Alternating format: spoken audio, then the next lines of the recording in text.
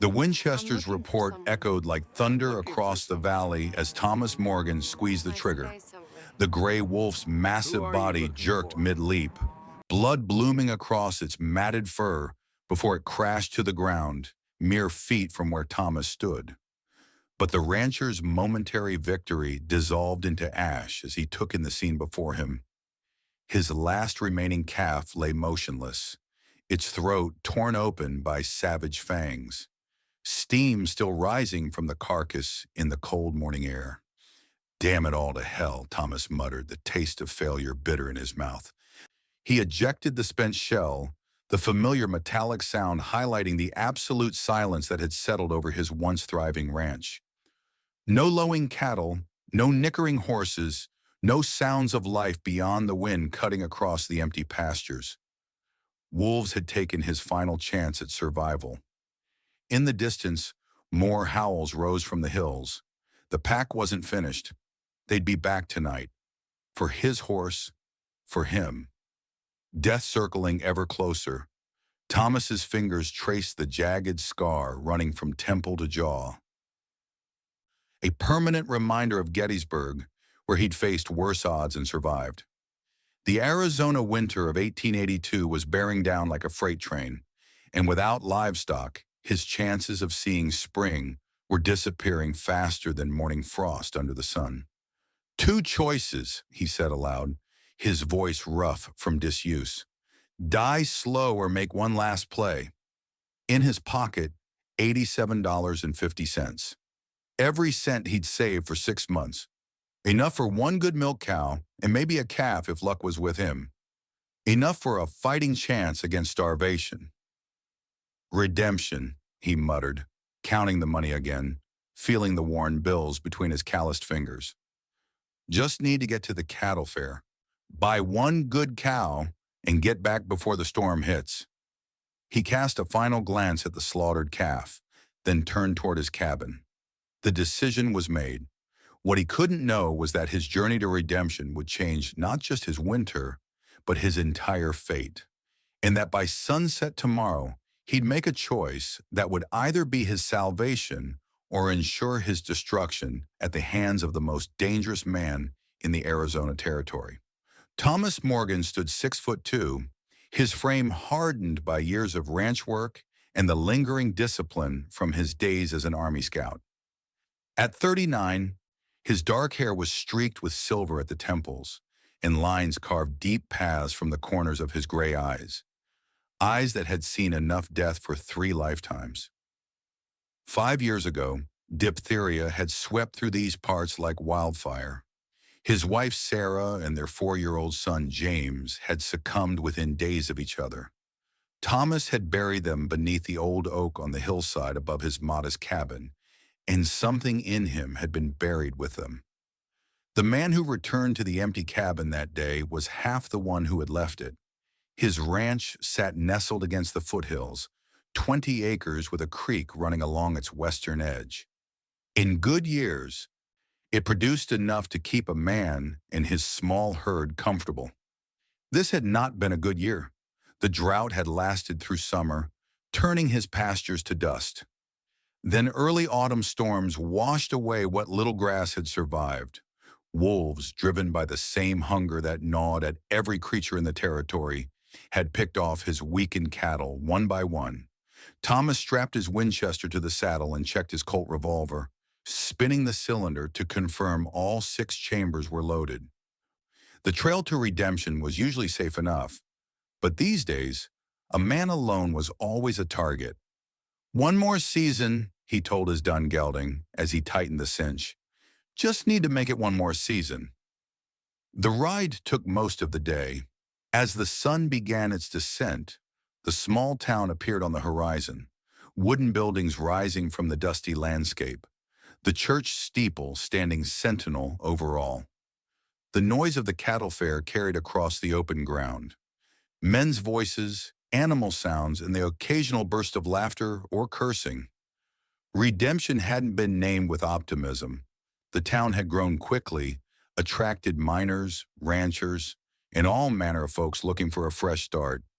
Some found it. Most found whiskey, gambling, and trouble instead. Thomas had never liked towns. Too many people, too many eyes watching. But necessity drove him today, and he guided his horse down the main street, where wagons and riders were already gathering for tomorrow's big cattle auction. He tied his horse outside the Wayfarer's saloon, figuring he'd get a meal and gather information before finding somewhere to sleep. As he stepped inside, the familiar smell of whiskey, tobacco, and unwashed bodies hit him. Men crowded around tables, playing cards or simply drinking away their troubles. Thomas found a corner table and ordered a simple meal from a tired-looking woman. As he ate, he listened to the conversations around him, catching fragments about cattle prices, the drought, and town gossip. That's when he overheard something that made him stop mid-bite. "Bank shipment comes tomorrow morning, right before the auction starts," a low voice said from the table behind him. "Guards will be distracted with the crowd. That's when we hit. Brooks says we go hard and fast, then split up on the North Trail," another voice replied. "Meet back at Eagle Canyon in 3 days to divide the take." Thomas kept his eyes on his plate. Bank robberies weren't his business. He'd learned long ago to mind his own affairs. But as he listened further, the details grew worse. These men weren't planning a simple robbery. They intended to create chaos, shooting into the crowd if necessary to cover their escape. The cattle fair would be full of families, children. "What about the cavalry patrol?" a third voice asked. "Taken care of," came the smug reply. "Brooks sent them false information about Apache movements up north. They'll be 2 days ride away." Thomas finished his meal slowly, paid, and walked out without looking at the men behind him. Outside, the evening had settled in, lanterns illuminating the muddy main street. He stood for a long moment, weighing his options. The right thing to do was clear: warn the sheriff. But Thomas knew Sheriff Wilson's reputation. Some said he was in the pocket of whoever paid best. Others said he was simply incompetent. Either way, Thomas doubted he'd find much help there. Still, he had to try. The sheriff's office was at the end of the street, a small building with a single cell visible through the barred window. Thomas pushed open the door to find Wilson with his boots up on the desk, cleaning his fingernails with a knife. "Sheriff," Thomas nodded. Wilson looked up, narrowing his eyes. "Morgan, ain't it? Heard you've gone half wild up in those hills since your family passed." The casual cruelty of the remark hit its mark, but Thomas kept his face neutral. "Heard something concerning at the saloon? Men planning to rob the bank shipment tomorrow, during the fair." Wilson's expression didn't change. "That's so. And you know these men, do you?" "No, but they mentioned someone named Brooks. Said the cavalry's been sent north on false information." At the mention of Brooks, something flickered in Wilson's eyes. Fear, Thomas realized with a sinking feeling. The sheriff set his knife down slowly. "Ethan Brooks? You sure about that name?" "That's what I heard." Wilson stood up, towering over his desk. "Listen close, Morgan. There's no bank robbery. There's no shipment. And you didn't hear the name Brooks, understand? That man has the territorial governor's ear and half the businesses in the county. A nobody rancher throwing accusations would end badly." He leaned forward. "For everyone." Thomas felt his jaw tighten. "Children will be at that fair." "Then keep them home," Wilson snapped, then visibly collected himself. "Look, you've done your civic duty. Now go buy your cow and head back to your hills. Leave the law to those wearing the badge." Thomas walked out, the sheriff's dismissal burning in his gut. He'd done what he could. Tomorrow he'd get his business done early and get out of town before any trouble started. As he crossed the street, he caught sight of movement on the roofline of the general store. A silhouette against the night sky. Someone watching. Thomas picked up his pace, feeling eyes on his back all the way to the livery stable. He arranged to board his horse for the night and found a room at the boarding house run by a widow named Mrs. Hollister. Sleep came fitfully, his dreams haunted by gunfire and screaming crowds, and the strange certainty that whatever happened tomorrow would alter his life's course forever. Morning broke clear and cold. Thomas rose early, strapped on his gun belt, and headed to the cattle pen set up on the edge of town. The fair was already busy, with ranchers showing their stock and buyers inspecting animals with critical eyes. Thomas moved through the crowd, focused on finding a healthy milk cow that wouldn't cost his entire savings. He was examining a promising Jersey when a commotion from beyond the cattle pens caught his attention. Laughter, ugly and sharp, rose above the general noise. Curious, Thomas followed the sound. Behind the main fairground, a wagon had been set up as a makeshift stage. A crude sign proclaimed, "Captured wild savages, see the Apache up close." A small crowd of men had gathered, most holding bottles despite the early hour. On the wagon bed, chained to the sides, were 6 Apache women. They sat silently, eyes downcast, their clothing torn and dirty. A large man with a bullwhip served as barker, encouraging the men to bid on them. "Strong backs for work, trained to obey," the barker shouted. "Captured fair and square during the last skirmish. Bidding starts at $10. Thomas felt disgust rising in his throat. Slavery had been abolished, yet here it continued under the thin disguise of indentured servitude. He turned to leave. This wasn't his fight, when his eyes locked with one of the women. She was younger than the others, perhaps 23 or 24. Despite the dirt on her face and the tangled state of her long black hair, her beauty was evident. But it was the fierce dignity in her eyes that held him. She stared directly at him, unflinching, even as the men jeered and made vulgar comments. Her dress, traditional Apache buckskin, had been torn at the shoulder, exposing more of her bronze skin than she could cover with her bound hands. The men pointed and laughed each time she tried to adjust it, her shame evident despite her proud bearing. Thomas recognized the look in her eyes, not just fear or anger, but a deep, burning will to survive. The same look he'd seen in the mirror after burying Sarah and James. "Next up," the barker shouted, yanking on the chain connected to the young woman's wrists.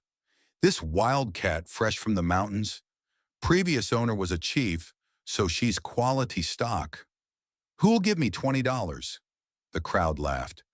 One man spat tobacco juice on the ground. "15 and not a penny more. She looks too proud. Need to break her first." "20, another called out. "I like the spirited ones." Something inside Thomas shifted, like a key turning in a lock long rusted shut. From the corner of his eye, he noticed a well-dressed man moving through the crowd toward the wagon. Unlike the others, he walked with purpose, his eyes cold and calculating as they fixed on the young Apache woman.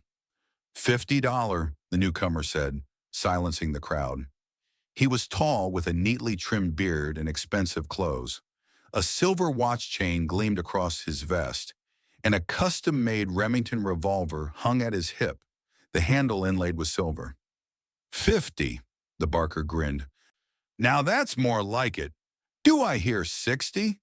The woman's eyes widened slightly, a flash of raw terror crossing her face as she recognized the well-dressed man.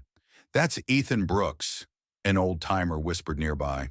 "Gun runner, sells to both sides, makes a fortune off bloodshed. Word is, he's got a personal collection of Apache women. None last very long in his keeping." Brooks, the same name from the conversation about the bank robbery, the same man the sheriff feared. Thomas's hand moved to his pocket, feeling the bills there. His last hope for survival. The money meant for a cow that would see him through winter. Without it, he'd likely starve before spring. The barker raised his hand. "Going once. Going twice. $75, Thomas heard himself say, stepping forward. The crowd parted, heads turning to stare at the rancher. Brooks turned slowly, his cold eyes assessing Thomas from head to toe. "Well, well," Thomas Morgan emerges from his hermitage. A cruel smile spread across his face. "Didn't know you had..." particular tastes in companionship. The insinuation hung in the air, drawing snickers from the crowd. $80, Brooks countered, turning back to the barker. Thomas felt his heart hammering.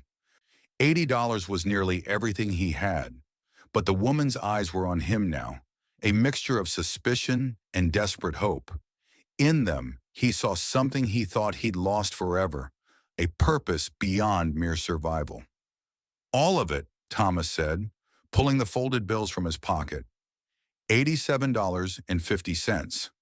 Brooks' face darkened, the facade of civility slipping to reveal something reptilian beneath. The lady and I have unfinished business, Morgan.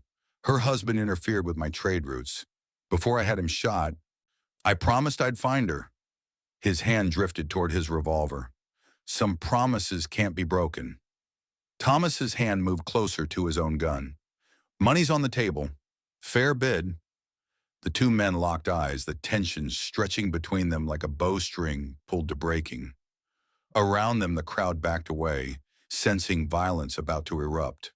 Then unexpectedly, Brooks laughed, a sound without warmth or humor. Keep her. For now. He stepped closer, lowering his voice for Thomas's ears alone. But understand this. You've just made an enemy of the most dangerous man in the territory. And for what? A savage who'll likely cut your throat in your sleep? He turned away, then paused to add, Enjoy her while you can, Morgan. I'll be seeing both of you real soon. The barker hurriedly counted Thomas's money twice, then cut the chain holding the woman to the wagon. All yours, mister.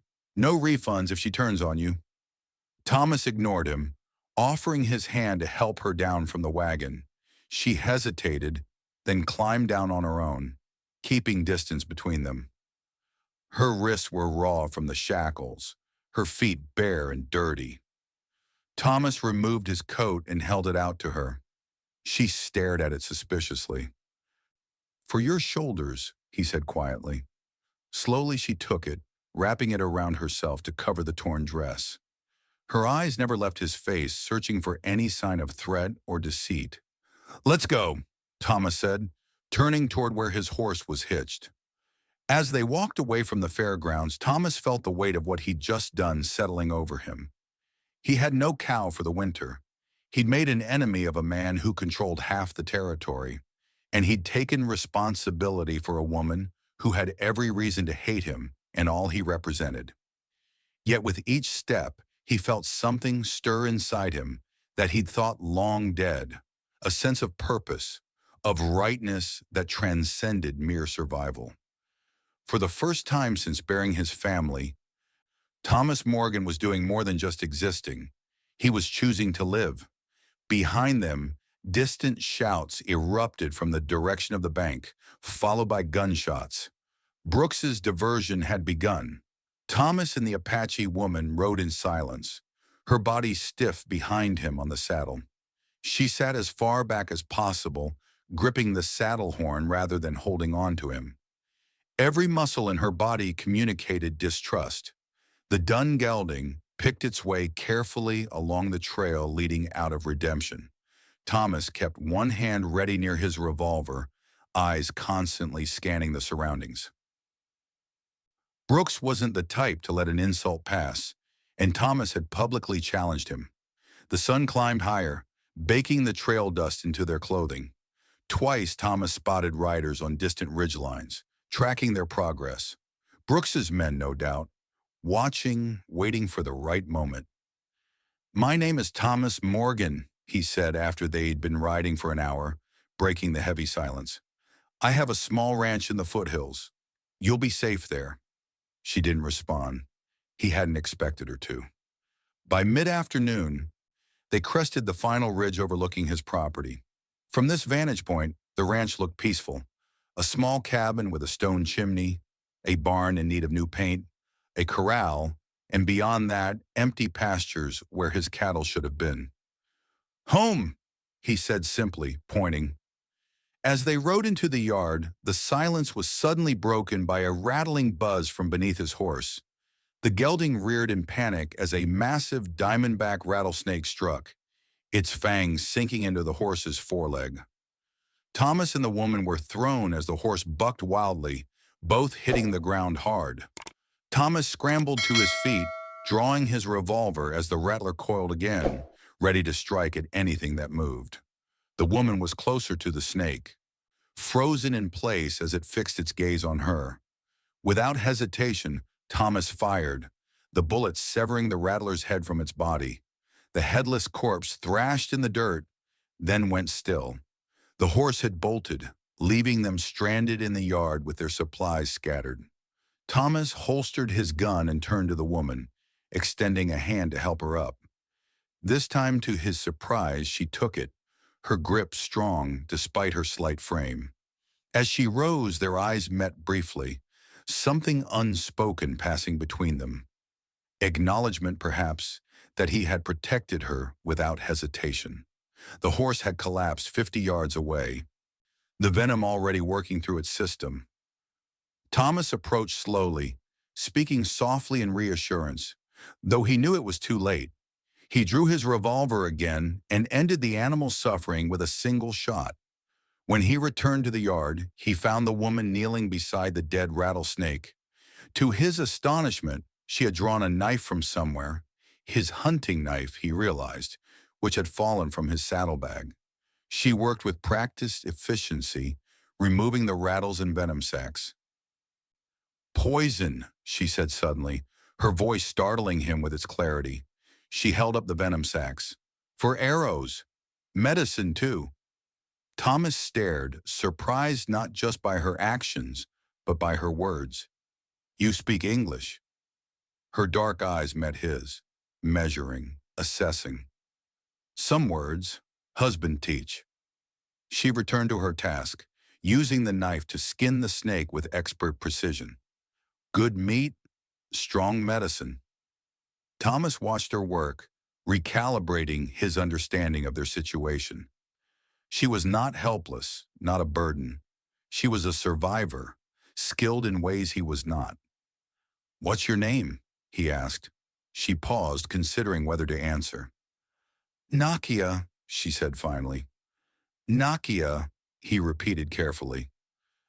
"I'm Thomas." She nodded once, returning to her work. It wasn't friendship, not trust, but it was a beginning. Inside the cabin, Thomas lit the stove for warmth and set water to boil. The place was spare but clean, a table with 2 chairs, shelves with basic provisions, and a single bed against the wall. He watched as Nakia's eyes cataloged every detail, lingering on the rifle mounted by the door in the single bed. "You take the bed," he said, gesturing. "I'll sleep there." He pointed to the floor near the door. Her eyes narrowed, suspicious of this unexpected courtesy. "Not going to hurt you," he added, meeting her gaze directly. "Didn't buy you for that." "Why then?" she asked, the question simple, but loaded with meaning. Thomas considered how to answer. The truth was he wasn't entirely sure himself. It had been impulse, instinct, something deeper than rational thought. "No one should be sold," he said finally. "Not right." She studied him, searching for deception, then gave a small nod. Not acceptance, not yet, but acknowledgement of his words. Thomas pulled bread and salt pork from his stores, setting them on the table. "Food," he said, then paused, suddenly aware of how he sounded, like he was speaking to a child or a dog. "If you're hungry," he amended. Nakia approached the table cautiously. She sat perched on the edge of the chair, ready to flee at the slightest provocation. They ate in silence, the only sound the scrape of utensils and the occasional pop from the stove. When they finished, Thomas cleared the dishes, then pulled a spare shirt and pair of wool socks from a chest. "For you," he said, setting them on the bed. "Yours is torn, if you want them."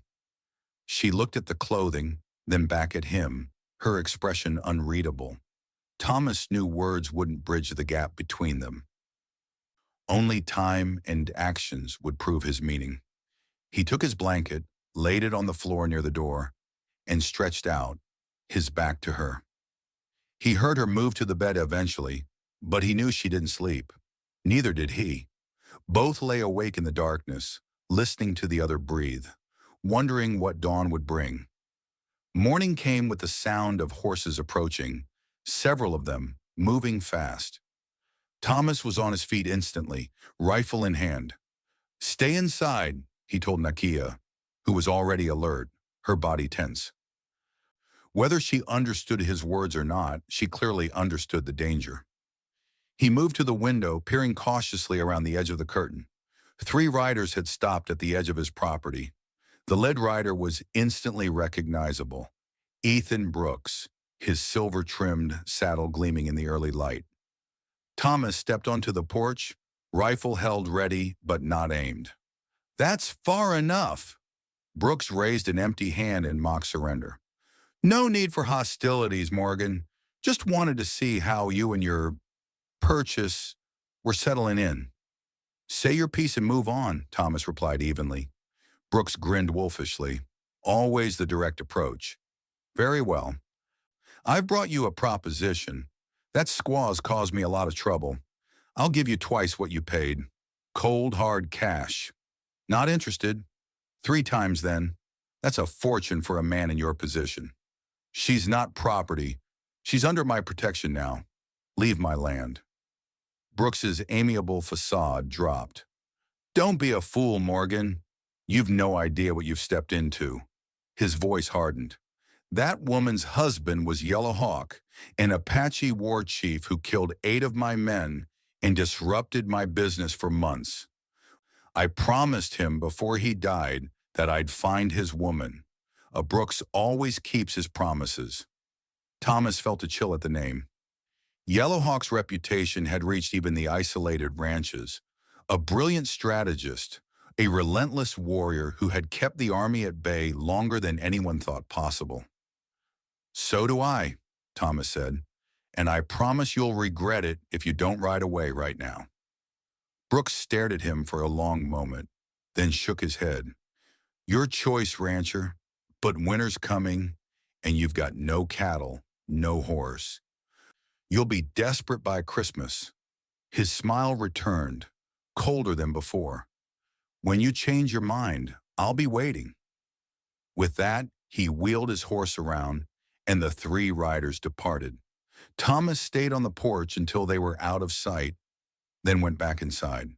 Nakia stood by the table, his hunting knife in her hand, the same one she'd used on the snake. She'd taken it while he slept, he realized, keeping it hidden, waiting to see what kind of man he truly was.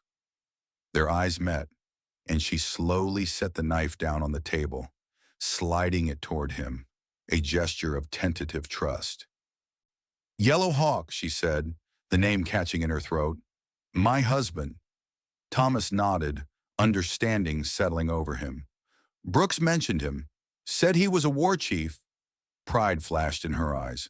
"Great warrior, great man." Her expression darkened.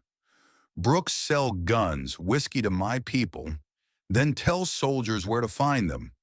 Yellow Hawk discover truth, stop him, and Brooks killed him for it." She nodded, pain etched in the tight lines around her mouth.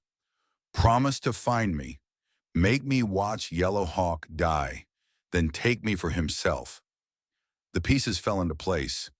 Brooks was playing both sides, selling weapons to the Apache, then alerting the army to their locations, probably collecting bounties in the process. Yellow Hawk had discovered his treachery. "You're safe here," Thomas said, knowing the words might sound hollow after Brooks's visit. Nakia's dark eyes held his. "No safe," she said simply. "Brooks not forget, not forgive." Thomas knew she was right. He'd made an enemy who wouldn't stop coming. "Then we prepare," he said firmly. A spark of surprise lit her eyes at the word "we." Then slowly, she nodded. That afternoon, as they worked to reinforce the cabin windows, Thomas noticed Nakia watching him with a new intensity. "Why help me?" she asked suddenly. "Truth." The question stopped him. Why had he intervened? Was it just basic human decency? Or something more? A recognition of a kindred spirit, another soul who had lost everything but refused to break? Lost my wife, he said finally, the words coming slow and rough. Son too. Sickness took them. Know what it's like to lose everything? Nakaya's eyes softened slightly. Your woman name? Sarah, Thomas said, the name feeling strange on his tongue after so long avoiding it. Boy was James. She nodded once, acknowledging his loss with the simple respect of one who understood suffering. Long time alone, he added, surprising himself with the admission. Not right what they did to you. Couldn't walk away? Something passed between them then. Not friendship, not yet, but recognition. Two souls shaped by loss, thrown together by circumstance, finding in each other an unexpected alliance. That night, Thomas dreamed of Sarah for the first time in years. But instead of the usual nightmare of her wasting away with fever, he saw her healthy, smiling, nodding at him as if in approval. He woke to the sound of breaking glass. Thomas rolled from his blanket in one fluid motion, reaching for his revolver. The moon was high, casting silver light through the cabin's single window. Now shattered, a burning torch lying on the floor where it had been thrown. Nakia was already moving, grabbing a blanket to smother the flames. Outside, horses whinnied and men's voices called to each other. Back door, Thomas directed, grabbing his rifle. The cabin had a rear exit, barely more than a hatch, built for emergencies exactly like this. Nakia shook her head, grabbing the hunting knife from the table. Fight, she said firmly. Before Thomas could argue, a shot splintered the wooden door. They both dropped low, crawling toward the back of the room as more bullets tore through the cabin walls. Morgan! A voice shouted from outside. Not Brooks, but one of his men. Just want the woman, send her out and you live. Fight us, and you burn with your cabin. Thomas reached the rear wall, pushing aside the small table that concealed the escape hatch. He looked at Nakia, expecting her to take the escape route, but she was moving in a different direction, toward the stone chimney. To his surprise, she reached into the cold fireplace, her fingers finding a hidden gap between stones. From it, she pulled a small leather pouch. Another torch crashed through the window, setting the bedding ablaze. Smoke began filling the cabin. Go, Thomas urged, pointing to the hatch. But Nakia moved to his side instead, gripping his arm. 3 men, she said quickly. 2 front, 1 back. She'd been counting voices, positions. Thomas understood immediately. They'd be ambushed if they used the escape hatch. Instead, he moved to the side window, using his rifle barrel to clear the remaining glass. Gesturing for Nakia to stay low, he fired 2 shots in quick succession, not aiming to hit but to drive the attackers to cover. Circle around, a voice commanded. Flush them out.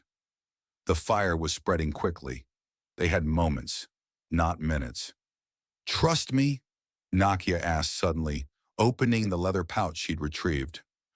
Thomas nodded without hesitation, surprising himself with the realization that he did trust her. This woman he barely knew. Nakia pulled a handful of dark powder from the pouch, sprinkled it on the burning bedding, then shoved Thomas toward the floor, covering her own mouth and nose. Almost instantly, thick, acrid smoke billowed up, far more than the fire alone would create. It poured out the broken windows and through the bullet holes in the walls. Apache war medicine, she whispered. Make big smoke, burn eyes. Outside, men began coughing violently. Thomas heard boots scrambling away from the cabin. Now, Nakia said, moving toward the front door. They blind. Understanding her strategy, Thomas kicked open the door. As expected, the attackers had retreated from the overwhelming smoke, giving them a moment's advantage. They burst out into the clear night air, Thomas with his rifle raised, Nakia low and to his left, knife ready. 3 figures stumbled in the yard, hands covering streaming eyes. Brooks's men, not the man himself. One of them turned at the sound of the door, firing blindly in their direction. Thomas felt a burning across his shoulder as the bullet grazed him. He returned fire with more precision, hitting the gunman in the leg. The man dropped with a howl of pain.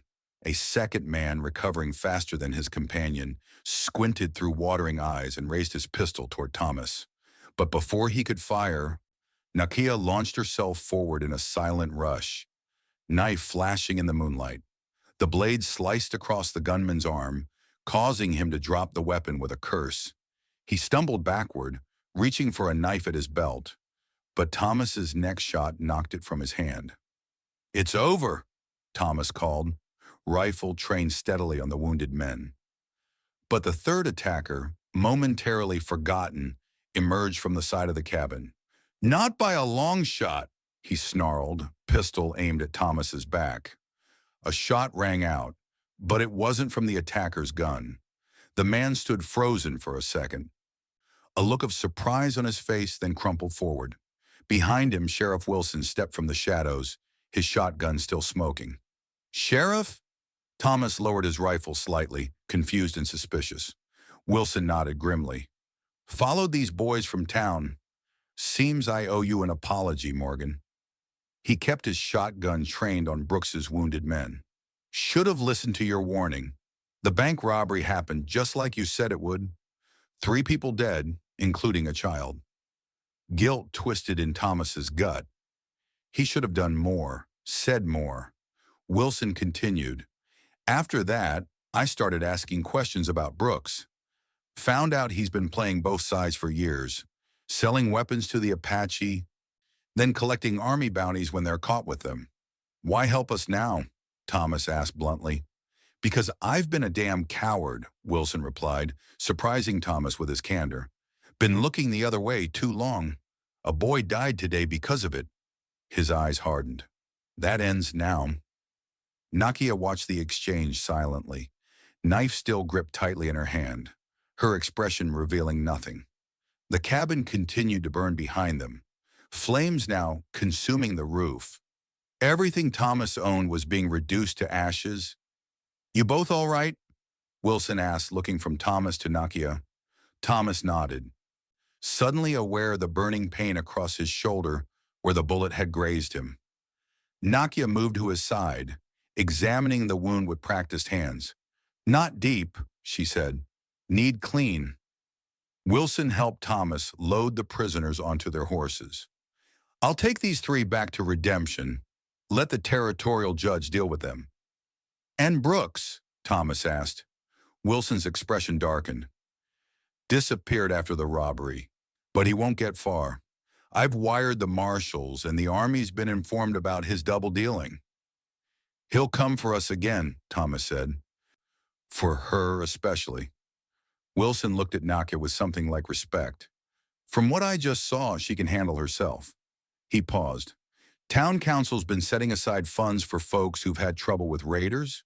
Might be some compensation available for your cabin." "Not much, but enough for a fresh start." Thomas looked at the burning remains of his home. "Appreciate that, Sheriff." When Wilson and the prisoners disappeared down the trail, Thomas turned to Nakia. The firelight played across her face, highlighting the strength in her features. "I'm sorry," he said simply, gesturing to the burning cabin. "Everything gone." She looked at him steadily. "Not everything." She reached into her shirt and pulled out the leather pouch she'd retrieved from the chimney. Opening it, she revealed not only the smoke powder, but a small bundle wrapped in cloth. Carefully unwrapping it, she showed him a collection of items: a polished stone, a carved wooden figure, a leather bracelet adorned with beads. "Yellow Hawk give," she said softly. "All I have left." Thomas understood. She'd risked her life not to escape, but to save the only connections to her past life. Just as he kept Sarah's blue calico dress and James's tiny moccasins in the chest, now lost to the flames. "Could leave," she said suddenly, looking toward the open country beyond the burning ranch. "Go to mountains. My people might still be there." Thomas felt a strange tightness in his chest at her words. Of course she would want to return to her people. Why would she stay with him, a white rancher with nothing but a burning cabin and an uncertain future? "Could," he agreed, keeping his voice neutral. Should, if that's what you want. She studied his face in the firelight. What you want? The question caught him off guard. What did he want? He'd spent 5 years merely existing, moving through each day with no purpose beyond basic survival. Since Sarah and James died, he'd wanted nothing, expected nothing. But now, standing amid the ruins of his old life, something new was taking root, fragile, uncertain, but alive. Want you to be free, he said finally, to choose.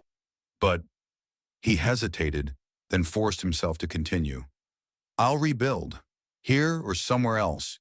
You'd be welcome, as partner, not servant, not property. Her expression remained unreadable as she considered his words. Then she nodded once, decisive. We rebuild. Here. Here? He repeated, surprised. Why? A ghost of a smile touched her lips. Brooks, nowhere to find us. Easier. It took him a moment to understand her meaning. She wasn't running from Brooks. She was waiting for him. The realization sent a chill down his spine, mixed with reluctant admiration. Nakia wasn't just a survivor. She was a warrior in her own right. Together, she added, the word carrying a weight beyond its simple meaning. Together, he agreed. Thomas's shoulder wound needed tending, and they had nowhere to sleep. But as they walked toward the barn, the only structure untouched by the fire, he felt strangely unburdened. The cabin that had been both his sanctuary and his prison was gone. In its place was something unformed, uncertain, but alive with possibility. In the darkness of the hayloft, as Nakia cleaned his wound using herbs she gathered from around the property, Thomas found himself speaking words he hadn't planned.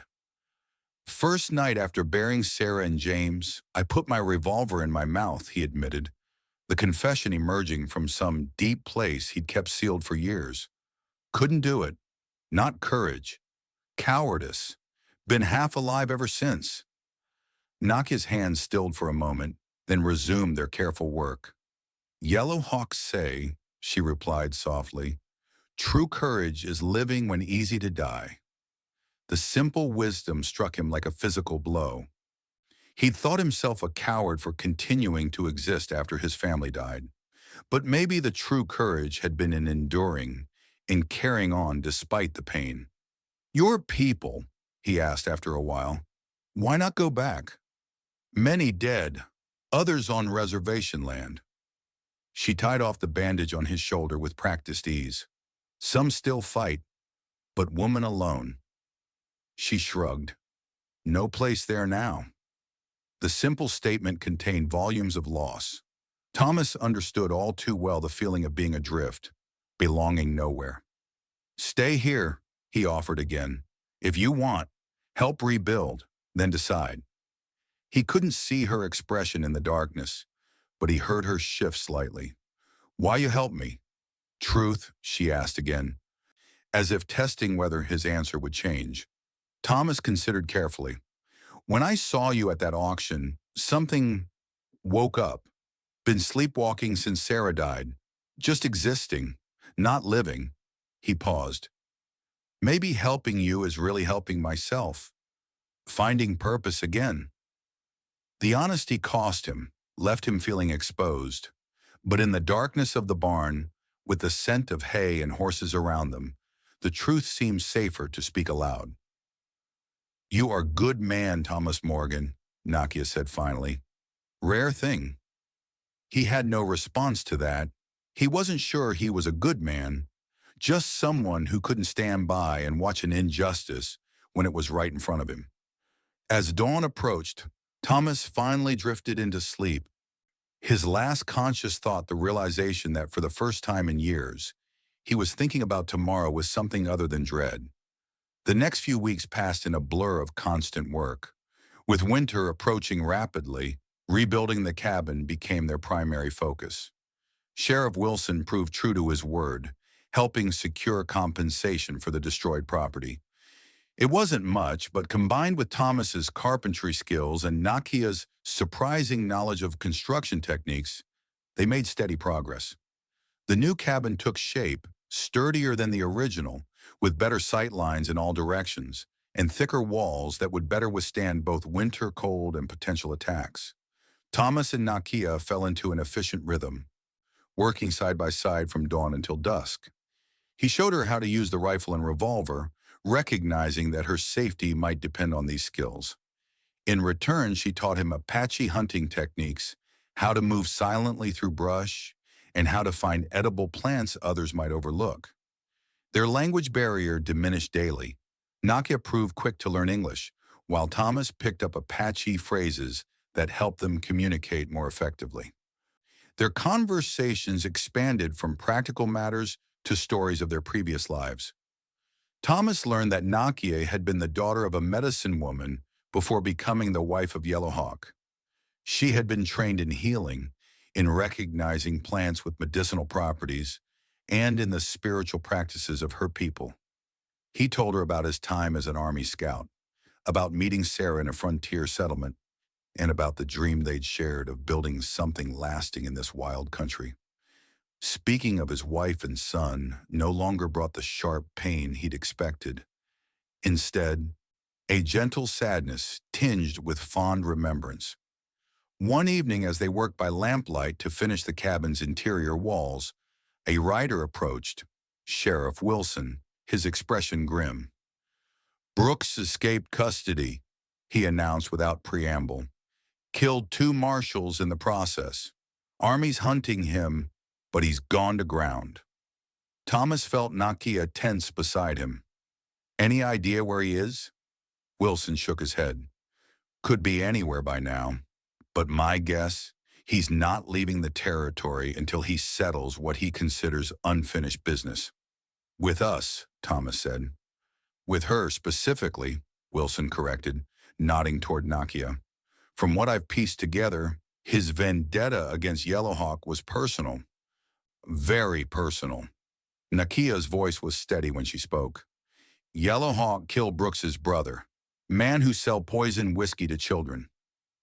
Wilson nodded. "That tracks with what I've heard. Brooks doesn't just want revenge. He wants to erase every trace of Yellowhawk, including his widow." "What do you suggest?" Thomas asked. "Could offer protective custody in town, but honestly, you're probably safer out here where you can see trouble coming." Wilson hesitated. "There's something else you should know. Yellowhawk's band, what's left of them, has been spotted in the high country north of here.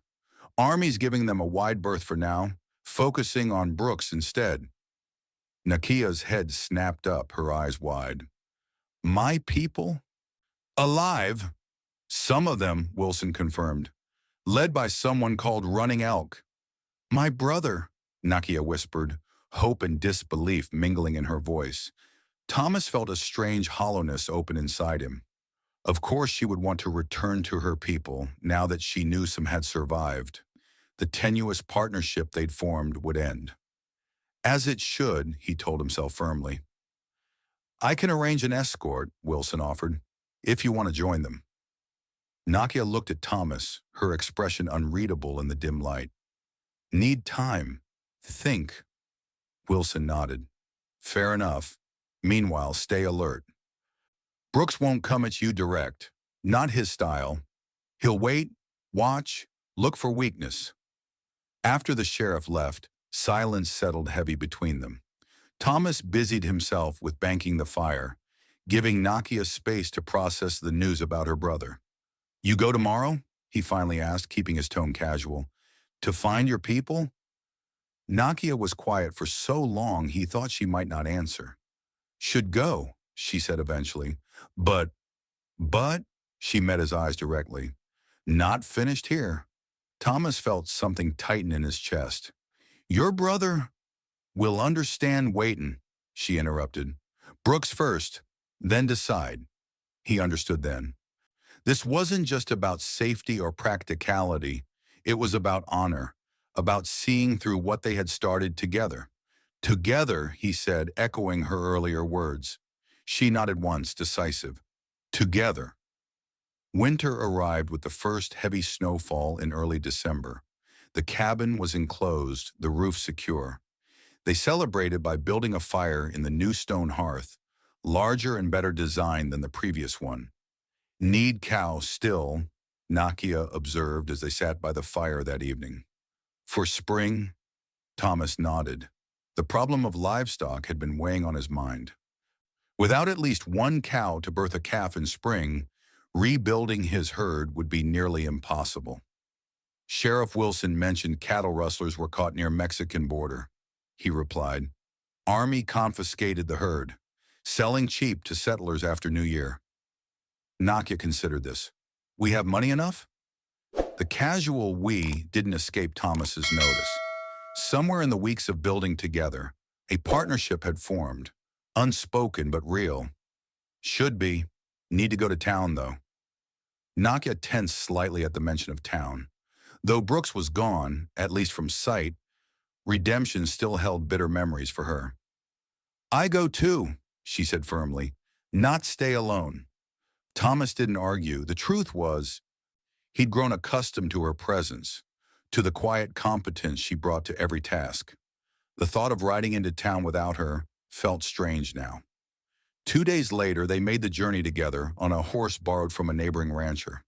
Thomas noticed the changes in Nakia immediately, how she sat straighter, how her eyes constantly scanned the horizon, alert but no longer frightened. She wore the clothing they'd purchased with their limited funds, simple but sturdy, and more importantly, chosen by her rather than given in charity. Redemption appeared quieter than during the cattle fair. A few people on the street stopped to stare as Thomas rode in with Nakia seated behind him, but most quickly returned to their business. They headed directly to the sheriff's office, where Wilson greeted them with gruff courtesy. Morgan, ma'am, he nodded to Nakia, showing her the same respect he would a white woman, a small gesture that didn't go unnoticed. Came about those cattle you mentioned, Thomas said after they'd exchanged basic pleasantries. Wilson nodded. Army's bringing them in day after tomorrow. 10 head total, all healthy from what I hear. Been spreading the word to folks who lost stock in raids or to rustlers. Any word on Brooks? Thomas asked. Nothing solid. Man's a ghost. Wilson glanced at Nakia. Any news about your brother's band? No, she replied. We'll look when time is right.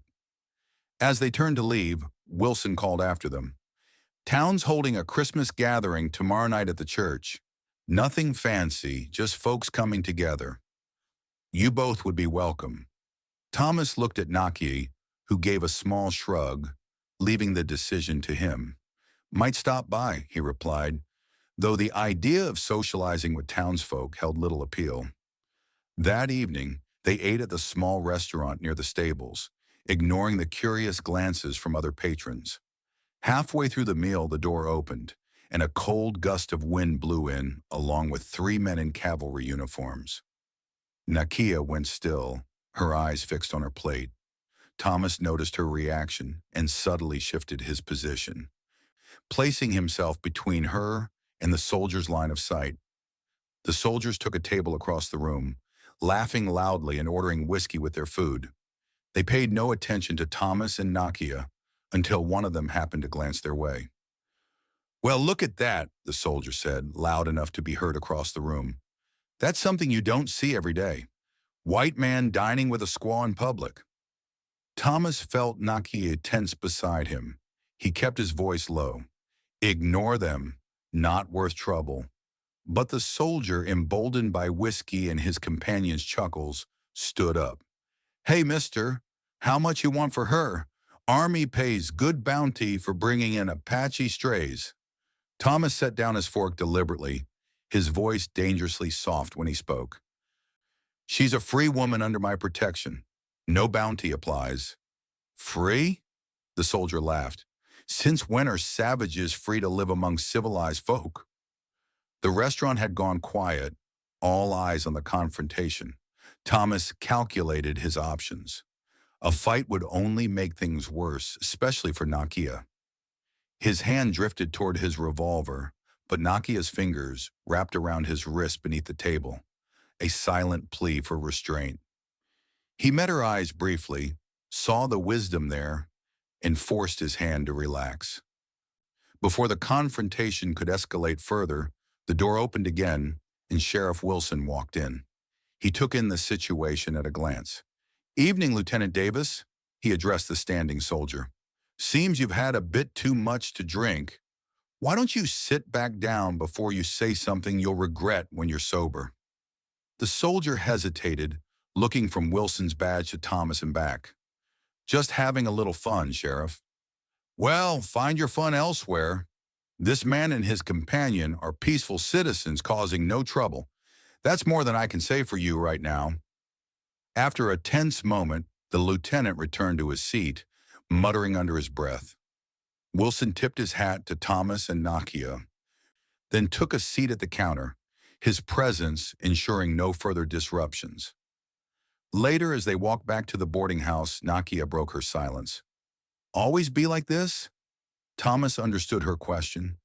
Would they always face such prejudice, such casual cruelty? "Some places worse, some better," he answered honestly. "Changing, but slow." She nodded, accepting his answer without further comment.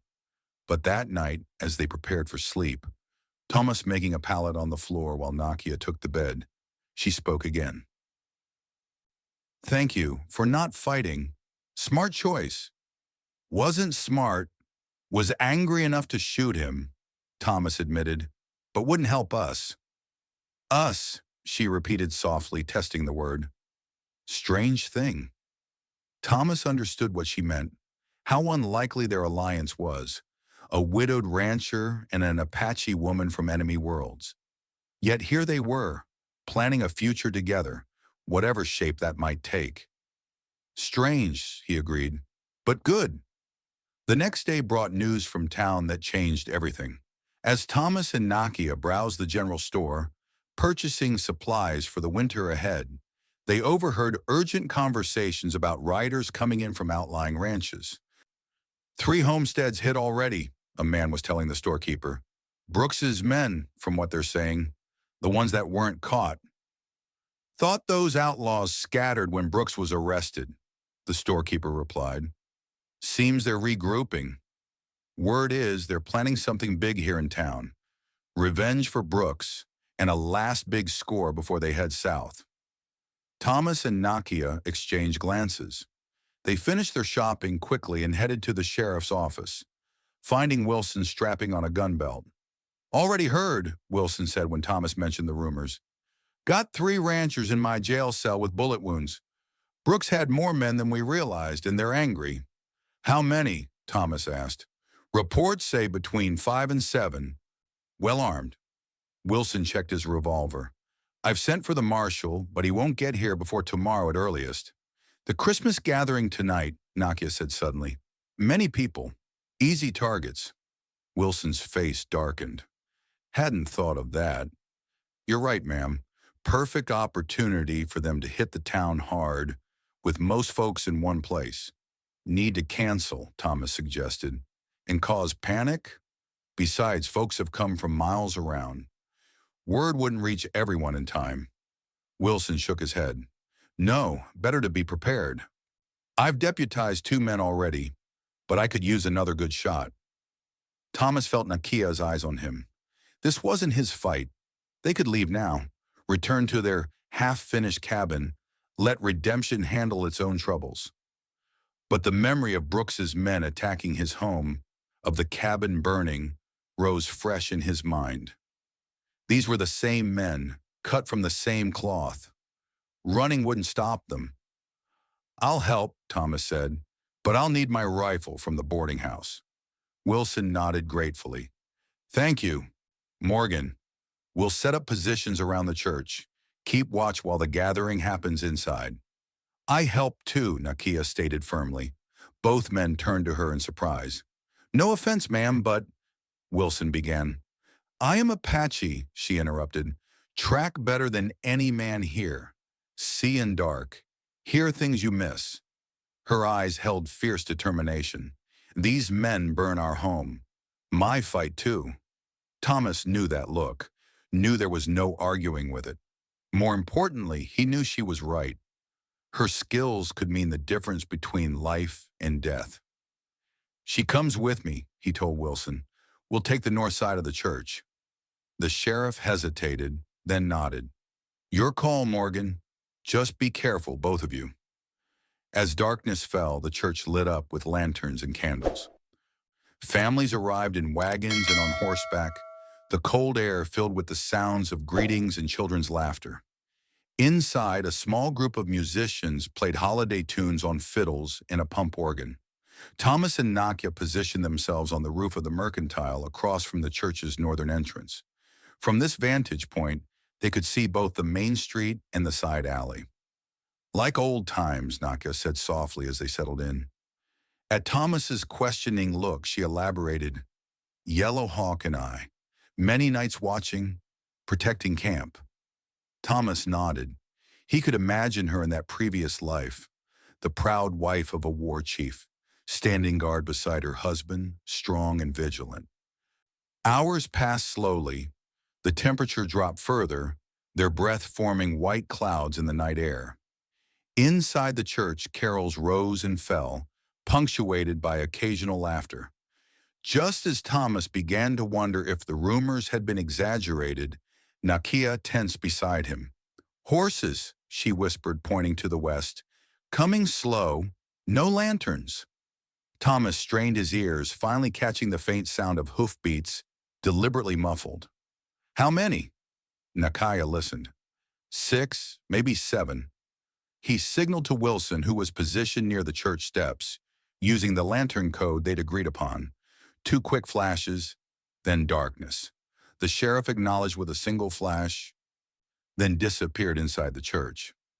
Moments later, the music grew louder, and the windows blazed brighter as more lamps were lit, making the church an even more visible target, but also ensuring the approaching riders would be backlit when they emerged from the darkness. Smart, Nakia murmured, approving of the tactic. Thomas checked his Winchester one last time, then handed Nakia his revolver. Remember what I showed you? 6 shots. Make them count. She took the gun, her hand steady. Will not waste. The riders emerged from the shadows at the end of the street, just as Nakia had predicted. 7 men, their faces obscured by bandanas, rifles held ready. They approached slowly, spreading out to cover all exits from the church. Thomas steadied his breathing, sighting down the barrel at the leader. The distance was considerable for a night shot, but the bright lights from the church helped.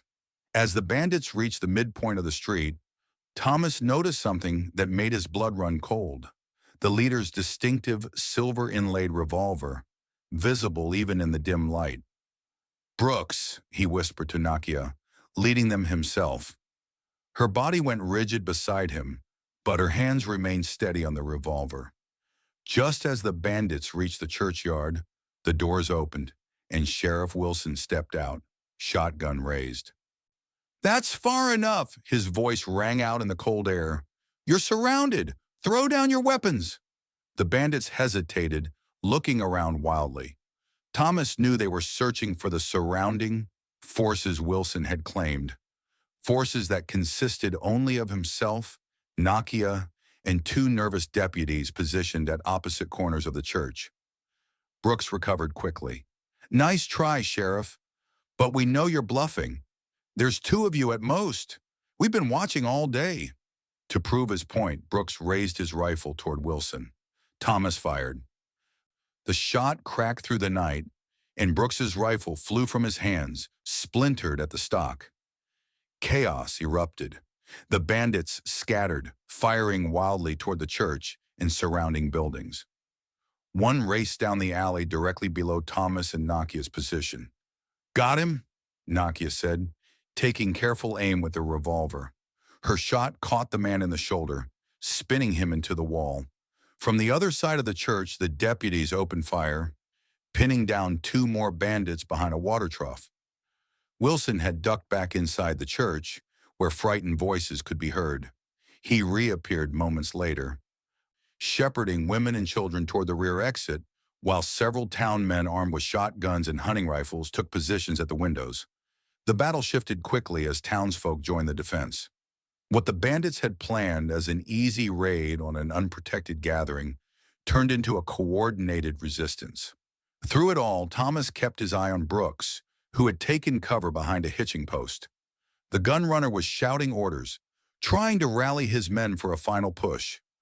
Behind feed store, Nakia whispered suddenly, 2 men, going around back of church. Thomas relayed the information with another lantern signal. Almost immediately, shots rang out from that direction, the deputies intercepting the flanking attempt.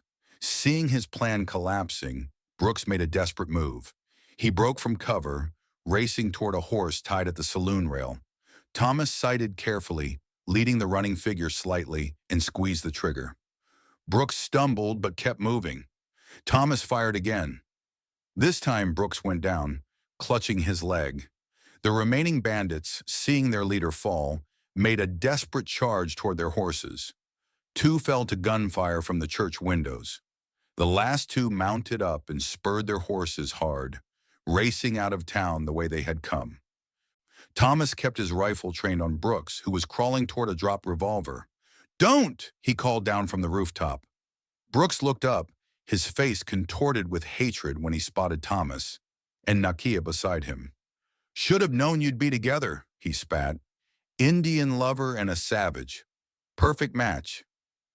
"It's over, Brooks," Thomas said. "Drop the gun." For a moment it seemed Brooks would surrender.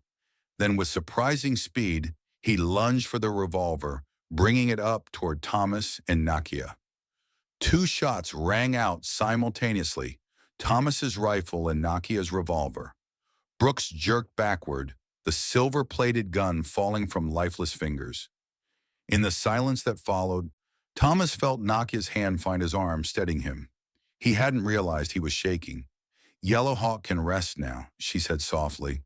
Slowly, cautiously, people began emerging from the church and surrounding buildings.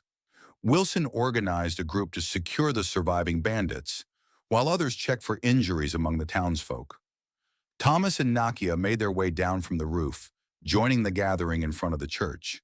To his surprise, several men approached to shake his hand, thanking him for his marksmanship. More surprising still was how many acknowledged Nakia with respectful nods, one older woman even taking her hands and expressing gratitude directly to her. Wilson found them amid the crowd. "Fine shooting, both of you," he said, genuine appreciation in his voice. "Don't think we'd have managed without your warning shots, Morgan." "Nakia spotted them first," Thomas corrected. "Apache eyes see better in darkness than ours." The sheriff nodded to her. "Then we owe you our thanks, ma'am. Especially the little ones." He gestured to where children were being comforted by their mothers, shaken but unharmed. Nakia accepted the acknowledgement with dignity. "Your town, our home nearby. Better to fight together." It was a simple statement, but Thomas heard the deeper meaning. She was choosing to be part of this community, however tentatively, rather than remaining forever separate from it. The Christmas gathering resumed in the church, subdued but determined. Thomas and Nakia were urged to join, and to their mutual surprise found themselves welcomed. The events of the night had changed something in how the town viewed them, not as an oddity or scandal, but as neighbors who had stood with them when it mattered. As they sat in the back pew, listening to carols and watching children receive small gifts, Nakia leaned slightly toward Thomas. "Strange Christmas," she observed quietly. Thomas nodded. "First one I've celebrated since Sarah died." She considered this. "In my tribe, winter solstice is time of stories, of remembering ancestors, of looking forward to new growth when snow melts." "Not so different," Thomas replied. After a comfortable silence, she asked, "What happens now? Brooks gone.